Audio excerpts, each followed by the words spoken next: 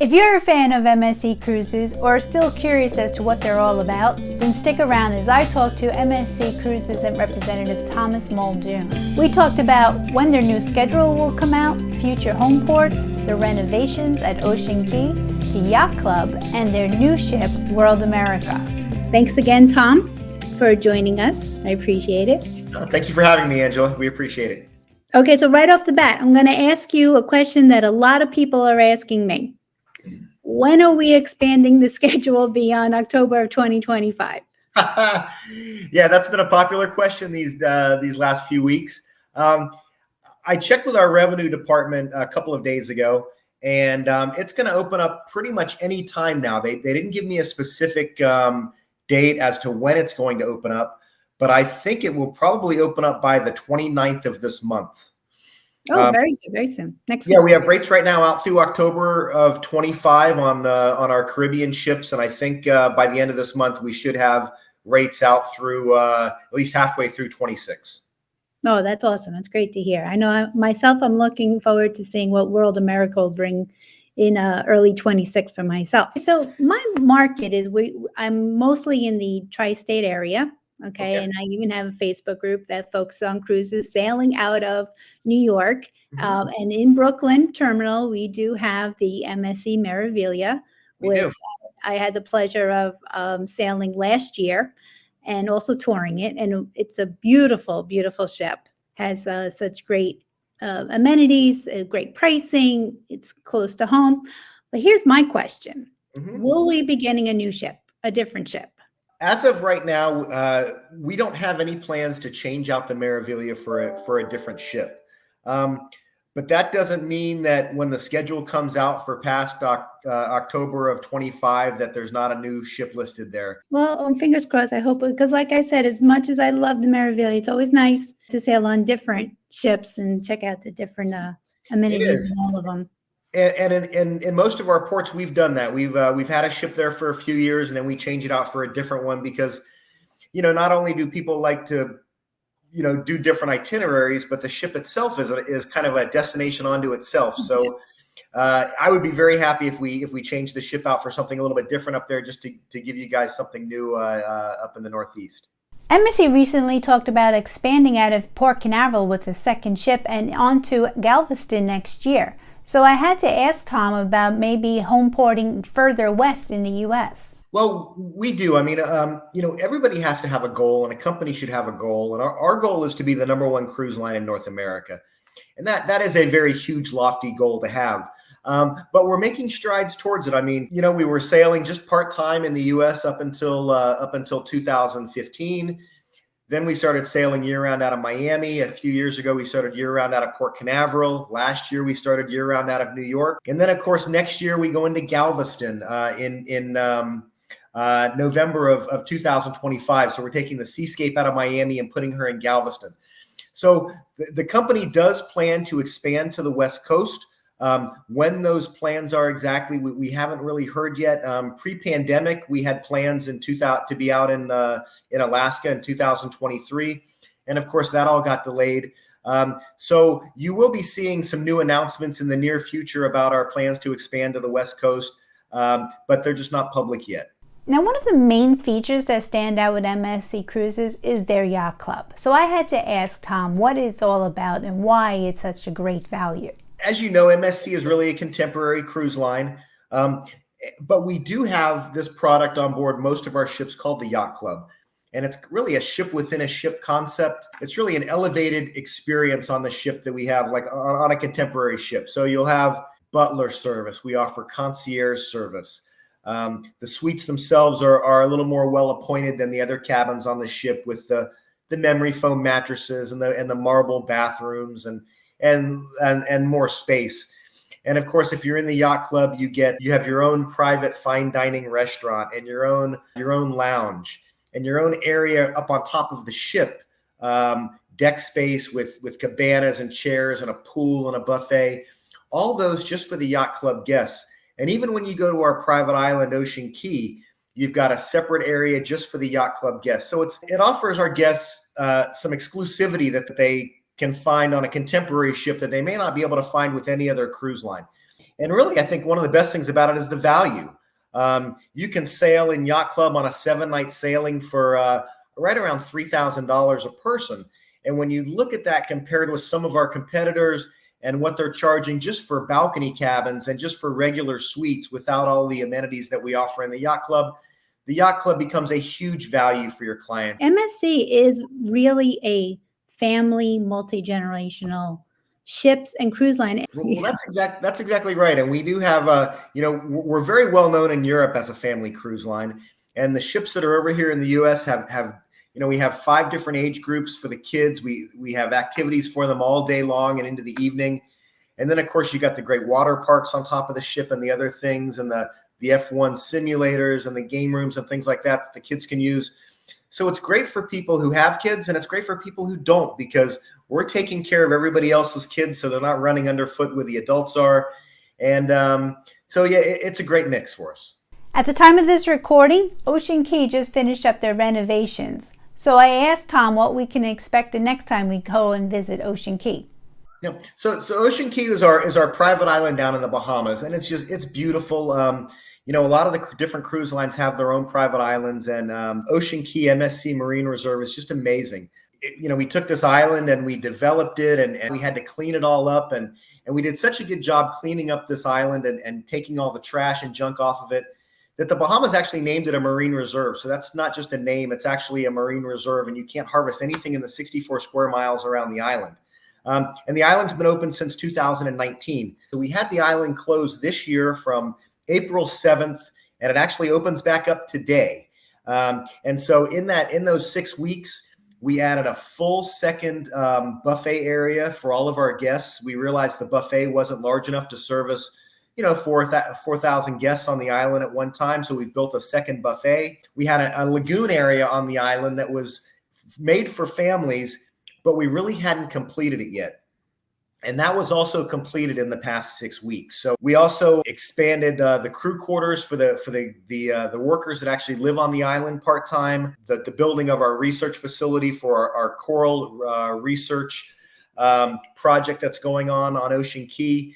So a lot of nice improvements on the island for the past 6 weeks, and again, looking forward to it opening up today. I personally enjoy also the evening entertainment. I like the beach party along with the lighthouse show at the end. It was a nice ending to a perfect day over there. Oh yeah, so a lot of the sailings do stay until late into the evening, and some even stay overnight. And so when we are there in the evening, we do that big laser light show on the lighthouse, and we light bonfires on the beach. So we do turn it into a really nice, beautiful beach party. So yeah, it's amazing, and just really one of the highlights of the cruise for sure. One quick hint: a lot of people like to be facing the island when the ship is docked. So about 98% of the time, the starboard side is facing the island, and those are the even-numbered cabins. So if you do have a guest who wants to book a balcony so they can see the island, look for the even-numbered side. That's the side that faces the island about 98% of the time. Oh, that's a great point. Thank you for that little bonus tip for everybody. I am looking forward to seeing the changes. Me too. In April of 2025, MSC will be debuting their newest and largest ship out of Miami called World America. So I had to ask Tom what this ship is all about and if it was more Americanized for a European company. World America is awesome, and she is the sister ship to the World Europa that is currently sailing right now out of Barcelona. It'll be the largest ship we've ever built. It's not quite as large as maybe the largest cruise ships out there, but it's close. And it's just amazing. It's got the open aft design, so we have interior as well as exterior balconies. It's going to be sailing starting in April 12th of 2025 out of Miami. Besides a brand new design for us and being our largest ship, it's got a lot of new public areas on board that we don't have on any of our other ships. So some new venues, some new drinking venues, dining venues. So we're just really looking forward to having this ship here in the U.S. fleet. Oh, that sounds great. From when I was reading about World America, like you were saying, new public venues, it sounds like the public venues are going to be more Americanized. more of what maybe we're accustomed in this market to have on our ships. Is that something you think MSC is trying to move as they grow in the American market? Well, you may recall, I mean, we've been sailing in the U.S. since 2008, and only, on a part-time basis for a number of years. And of course, now we're year-round. Experience that we had sailing here in the U.S. early on was that, we needed to somewhat Americanize the experience, because it was a full European experience early on when we first started sailing here. And we know that Americans are particular on what they like when they cruise. So we have really Americanized the ships that come to the U.S. market. We still keep all the great, European flair and ambiance on the ships, but we do make some changes, to food and service so that the American public enjoys the product. And we've been very successful at doing that. Tom then discussed MSC's pricing and value, along with the different itineraries to give cruisers different choices.